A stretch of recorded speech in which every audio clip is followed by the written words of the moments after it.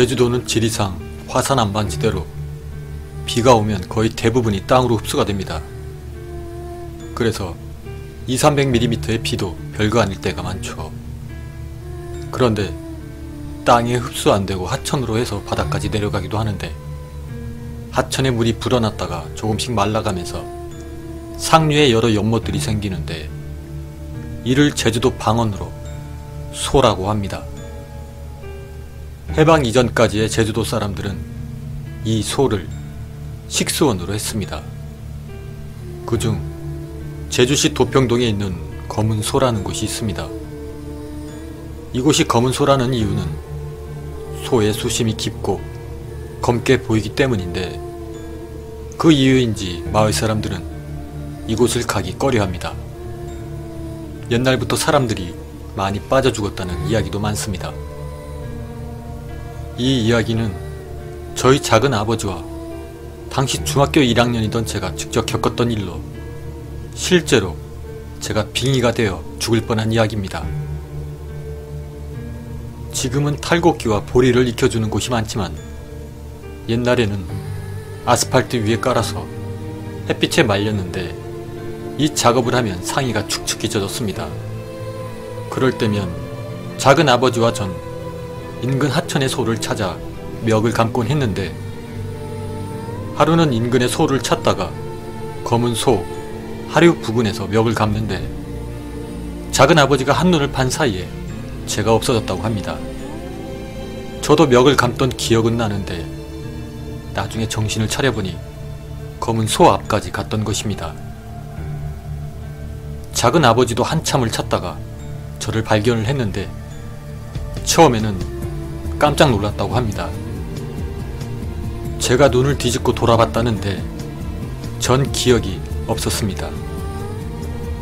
그 일이 있은 후에 저희 할머니가 저를 데리고 유명한 신방, 여기서 말하는 신방이란 제주도의 방언으로 제주도의 무당을 뜻합니다. 그 신방을 찾아가서 액막이 굿을 했는데 액막이 안 된다고 하는 것입니다. 그 이유인즉슨 바로 제 옆에 처녀 귀신이 붙어있기 때문이라고 했습니다. 그래서 그 신방이 귀신에게 물어보길 대체 무슨 한이 있냐고 물어보았고, 신방의 입에선 귀신이 하는 이야기가 전해졌습니다. 귀신에 의하면 자기도 옛날에 중산간 마을로 식계를 먹고 오다가, 여기서 말하는 식계란 역시 제주도 방언으로 제사밥을 뜻합니다. 자기도 옛날에 중산간 마을로 식계를 먹고 오다가 귀신한테 홀려 빠져 죽었다고 합니다. 그런데 거기에서 빠져 죽은 사람이 99명이고 제가 죽으면 100명째라는 것입니다. 제가 죽어 귀신이 되면 나머지 귀신들은 그 소에서 풀려나 자유가 된다는 것이었습니다. 그리고 제가 귀신이 되면 앞으로 또 100명을 홀려야 한다고 하더군요. 그곳을 못 벗어나는 귀신들이 왜 사람을 홀릴까 하는 것은 바로 거기 사는 귀신들의 자식들이 차린 식계도 못 먹으러 가기에 하도 원통해서 지나가는 사람을 홀린다고 하더라고요. 그 이유야 어쨌든 저를 살리기 위해 앞으로의 사고를 예방하는 차원에서 그 소까지 찾아가 굿도 하고 액막이도 했습니다. 그 덕분인지 저는 아직 살아서 이 글을 쓰고 있죠. 그 후 지하수 관정이 많이 뚫리는 바람에 소의 수심이 아주 낮아져서 사고도 많이 줄은 상태입니다. 21년이 지난 지금 저는 이 지역 주민센터에서 일하고 있습니다. 그리고 그 소 근처로 올레길이 났더군요. 그런데 어느 날 괴이한 소문이 들렸습니다. 한 여자 올레꾼이 근처를 지나다가 여자의 울음소리에 끌려 그 소로 가다가 갑자기 신발이 벗겨지는 바람에 정신을 깨보니 절벽의 바로 앞에 서 있었다는 것입니다. 그 이후로 올레꾼들 사이에서는 절대 오후 4시 이후로는 혼자 다니지 말라고 소문이 났었습니다.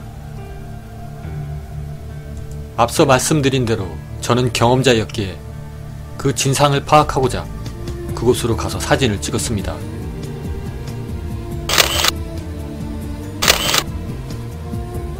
그런데 정말 아름답기 그지없더군요. 그 무시무시한 연못이 아니라 마치 하나의 그림 같았습니다.